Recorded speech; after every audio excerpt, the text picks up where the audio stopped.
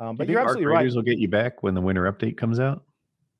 No, Arc is just too simple. I don't love the PvP enough to, and I'm kind of beyond like the grind. Like in Tarkov, it's always until you get to late game Tarkov, you're still hanging on by your fingernails because you keep hitting those money sinks where the game will be like, all right, now give me 4 million rubles, and you're like, fuck, I've only got 5 million. Like, I thought I was doing well here. Like, and it just bankrupts you. Like, you know, at level 20, it bankrupts you again, and you're like, Arc doesn't do that. Arc has, now I know they're doing this thing now with the 5 million rubles to and all that stuff, or space bucks, whatever. But that's just Arc. Tarkov will do that to you 8 times in a row or something like that. It keeps you hanging on by your fingernails, always grinding. I think I'm done with Arc because I don't hate the PvP, but I don't love it either.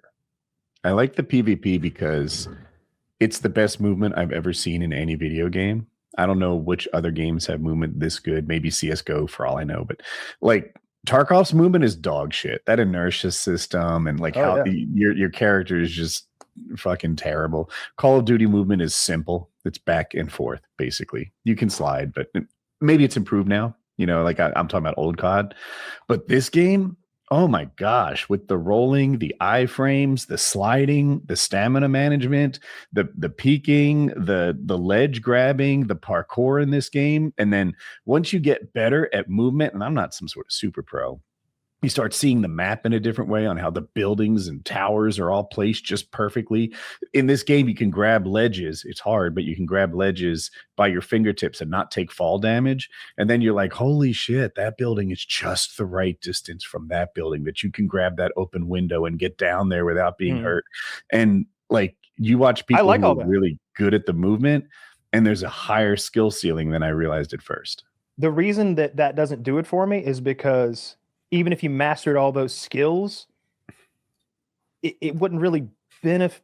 Like what's the benefit? Now, you'd win some more gunfights, but you're not going to go broke without them. You're not going to have bad gear without those skills. You could play like a bot. Like I could stand there and watch my girlfriend play, and I mean, she's good at games. She's better than a bot, but like, and she'd get there because money is so easy to acquire, gear is so easy to acquire.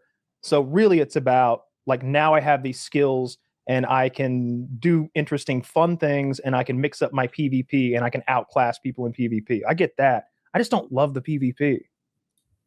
Okay. Yeah, I do agree that being broke and like falling behind the power curve is not as punishing in Arc Raiders. Yeah. So you have to like take your joy somewhere else, like from your own win-loss ratio. Some of the best guns are gray, you know, I think. Yeah. Not the best. And the free guns, kits. but I see people complaining a lot about the free kits. I think it's great. I think it's what makes the game as populated and popular as it is. Because in Tarkov, you get that one scav run, and then it's 20-something minutes before you get the next one. And scav runs don't even apply to your main character. And it's rough because you're always late raid. You're never in the beginning of the raid. But free kits, it's like, you want to play for some free kits? You take a bad loss, you play a free kit, you get to wash your palate, you know, you feel a lot better about yourself, you know, and you just keep going. It keeps you in the game and playing more. There's a lot of things I love about Arc. Which developer has the right idea? But Tarkov and Arc Raiders are different in this way. In Tarkov, as you get rich, you get real advantages in game. I bet, I was going to say I could beat Landmark with the right tools. Maybe if Landmark is a scab and the best version of me has like a dialed in M4 and a leveled up character, maybe. Yeah. But in Arc Raiders, the advantages of being leveled up and wealthy are slimmer. Like it helps. If you've got good gear, you can 2-tap Landmark because he's got a P.K.A. on, and you've got BP762 pop in the chest, and he's dead. When he's just like peppering you with PS ammo. Yeah, I've shot a guy in the head. It was a bot, actually. Bugged 20 times in a row. Your bullets just literally don't go through that motorcycle helmet he's wearing. I didn't realize how extreme it was. I knew it was worse, but I didn't know I could. I'm standing about 6 inches from him. Every bullet hit. It just literally will never penetrate that armor. And you see it. It's going, and they're like sparking and flicking off. Yeah. And he's a bot, so he spins really slowly to engage you. This one was bugged.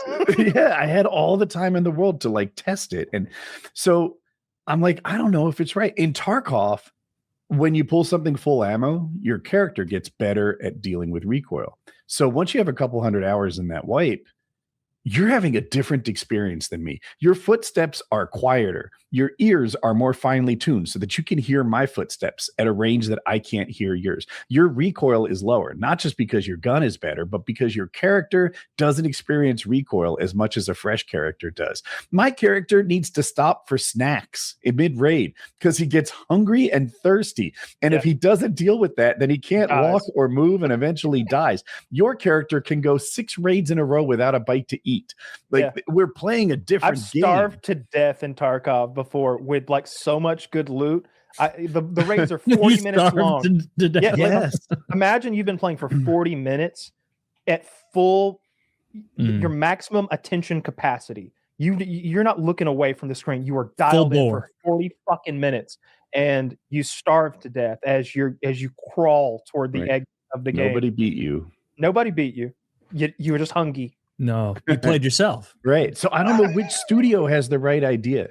Is it good that people with that much time in game get that advantage and just own newer players? Or is it bad? Like it as you I'm max level in Arc Raiders. Those 75 skill points that I've gathered don't do very much at all. I think if you go back, so I was noticing it as like friends would join us. I had maxed my mobility and everything, all the mobility stuff in particular, the mantling especially. And they were so much slower mantling stuff that he was like a real person, like slowly putting himself up on. And I'm like, dude, what are you doing? We're gonna fight here. And he's like, I didn't know it would take this long. You guys did it instantly. And it was like, that's noticeable. I hadn't seen like a level 0 player play in a long time, but we'll see. I am confident that, and I'm not pretending to be Shroud or something, but if a new player were to try to keep up with me in mobility, if he had a maxed out character and mine was level 0, there's no way he'd keep up with me. No way.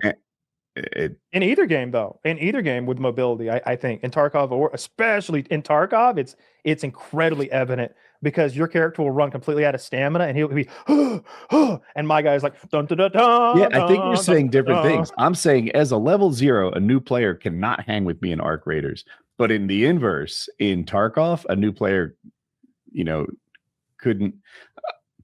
Leveling up in Arc Raiders doesn't do much. And talent overcomes the character advantage. In Tarkov, it kind of goes the other way. That the character's stamina is more important than your skill. Yeah. But anyway, I've gone. Have you guys